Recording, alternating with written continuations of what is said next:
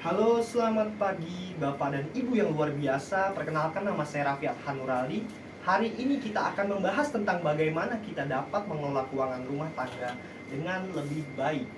Terima kasih sudah meluangkan waktu untuk hadir di acara ini. Memerlukan kehormatan bagi saya bisa berbagi pengetahuan tentang topik yang sangat penting dalam kehidupan kita sehari-hari, yaitu manajemen keuangan pribadi. Oke, boleh di next. Di sini kita akan membahas satu poin pentingnya manajemen keuangan. Oke. Menjaga keseimbangan antara pemasukan dan pengeluaran sangat penting untuk memastikan stabilitas keuangan.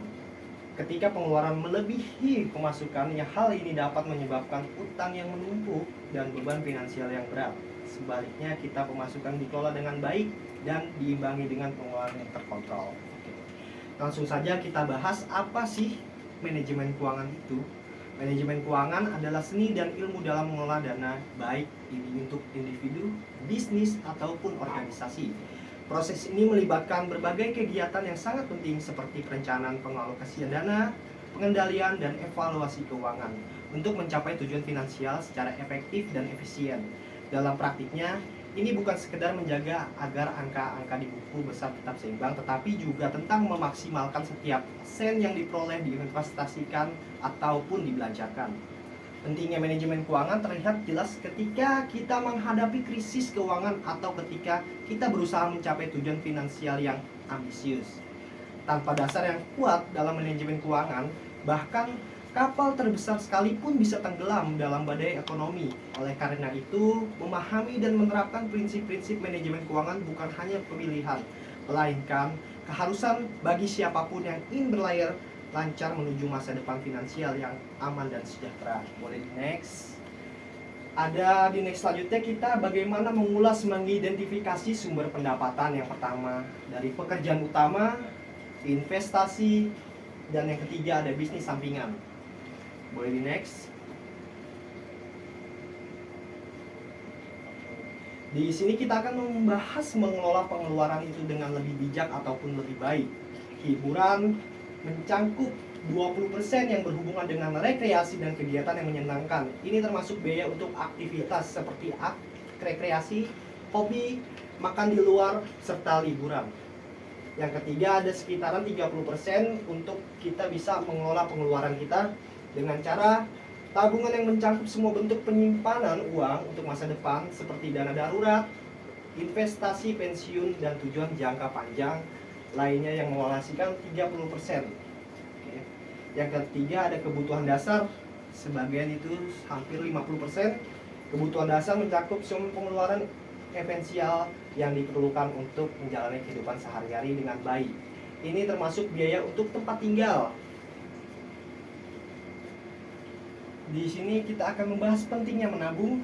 Menabung sangat penting karena memberikan keamanan finansial dan stabilitas di masa depan. Dengan menabung kita dapat menghadapi situasi darurat tanpa perlu berhutang, seperti kehilangan pekerjaan atau biaya medis tak terduga. Selain itu, menabung memungkinkan kita untuk merencanakan dan mencapai tujuan jangka panjang sehari-hari, seperti rumah, pendidikan anak, atau pensiun dengan nyaman. Next. Baik, di slide yang selanjutnya, bagaimana kita caranya untuk mengelola utang dengan lebih bijak. Oke. Yang pertama itu bisa dikatakan dari pengawasan keuangan kita yang lebih efisien. Di poin kedua, perencanaan keuangan kita harus dengan lebih baik. Yang ketiga, kita harus bisa memanfaatkan alokasi sumber daya. Manajemen utang yang bijak sangat penting agar utang tidak membebani keuangan di masa depan. Dengan mengelola utang secara efektif, kita dapat memastikan bahwa pembayaran cicilan dan bunga utang tetap dalam batas yang terjangkau, menghindari untuk situasi di mana utang menumpuk dan menjadi sulit untuk dilunasi. Boleh di next. Kita akan membahas dana darurat itu penting. Kenapa sih dana darurat itu sangat penting? Dana darurat sangat penting karena memberikan perlindungan finansial saat menghadapi situasi tak terduga seperti kehilangan pekerjaan, kecelakaan, atau biaya medis mendesak. Dengan memiliki dana darurat, kita dapat mengatasi kebutuhan mendesak tanpa harus berhutang atau mengorbankan investasi jangka panjang kita. Boleh di next. Nah, di sini kita akan membahas sedikit ataupun mengulas pentingnya edukasi keuangan. Yang pertama ada mengelola pengeluaran dan pendapatan. Edukasi keuangan membantu individu memahami cara membuat anggaran yang realistis dan mengelola pendapatan serta pengeluaran dengan bijak. Ini membantu menghindari pemborosan dan memastikan bahwa kebutuhan pokok terpenuhi. Yang kedua ada menabung untuk masa depan. Pengetahuan tentang pentingnya menabung dan berbagai cara untuk menabung seperti membuka rekening tabungan ataupun berinvestasi dalam instrumen keuangan yang aman membantu individu mempersiapkan dana darurat dan menabung. Investasi yang ketiga ada investasi dengan bijak. Edukasi keuangan memberikan wawasan tentang berbagai opsi investasi dan bagaimana memilih investasi yang sesuai dengan tujuan dan toleransi individu. Nah, di sini ada sedikit kita akan membahas gimana sih cara menghadapi krisis keuangan. Yang pertama itu ada kita bisa bikin buat perencanaan darurat. Perencanaan darurat itu menyangkut langkah-langkah konkret yang untuk mengurangi biaya dan meningkatkan pendapatan. Rencana ini harus fleksibel dan mudah disesuaikan dengan perubahan situasi.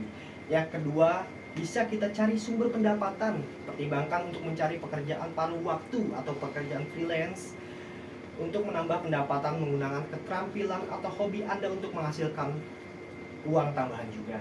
Yang ketiga, jual barang yang tidak perlu.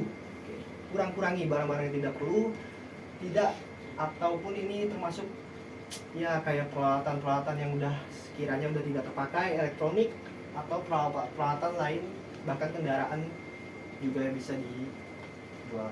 Yang keempat, kita batasi belanja kredit, hindari menggunakan kartu kredit untuk menutupi kekurangan dana karena ini bisa menambah biaya fasilitas pengeluaran kita. Boleh next.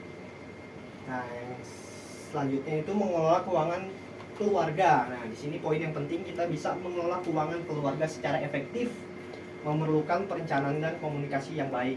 Mulailah dengan membuat anggaran yang mencakup semua pendapatan dan pengeluaran bulanan, memastikan bahwa kebutuhan pokok seperti makanan, tempat tinggal, dan utilitas terpenuhi terlebih dahulu. Alokasikan dana untuk tabungan dan investasi masa depan, serta disediakan dana darurat untuk menghadapi situasi tak terduga. Baik, terima kasih. Tidak terasa kita sudah di akhir penghujung acara. Manajemen keuangan bukan tentang seberapa besar pendapatan, tapi seberapa baik kita mengelola apa yang kita miliki. Mari kita mulai hari ini dengan mencatat semua pengeluaran. Dari langkah kecil ini kita bisa menciptakan perubahan besar dalam keuangan keluarga. Terima kasih atas perhatian dan partisipasinya. Semoga kita bisa mengelola keuangan dengan lebih bijak untuk masa depan keluarga yang lebih baik. Sekian dari saya, terima kasih.